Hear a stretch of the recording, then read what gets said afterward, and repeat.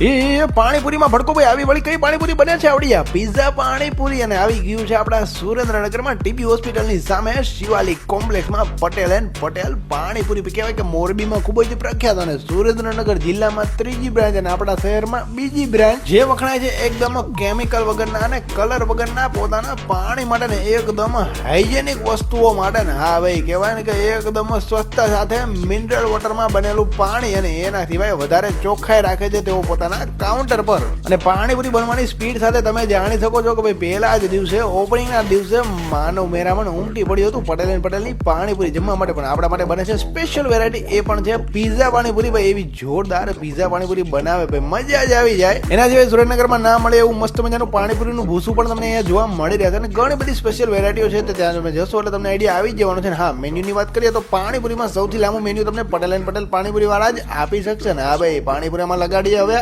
આગ અને પાણીપુરી પર મોઝરેલા ચીઝ નાખ્યા પછી આ જે આગ લાગે ને એટલે ચીઝ એકદમ કહેવાય કે મેલ્ટ થઈ જાય ને પછી પાણીપુરીનો ટેસ્ટ જે છે ને થઈ જવાનો છે જોરદાર એકદમ અનેરો ભાઈ રાનો જોતા ફટાફટ વિઝિટ કરી લેજો મેં તો ટ્રાય કરી લીધી છે મને તો ખૂબ જ ટેસ્ટી લાગી છે તો તમે પણ પહોંચી જાજો